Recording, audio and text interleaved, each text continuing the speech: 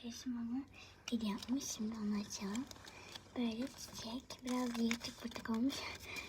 Şimdi burada secret'ımız var. Sonra ipiçimiz var. Sonra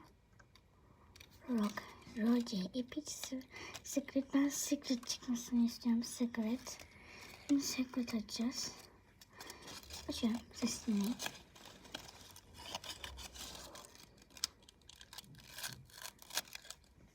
Çok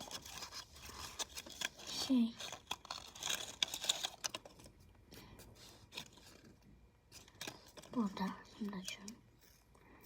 Secret çıksın.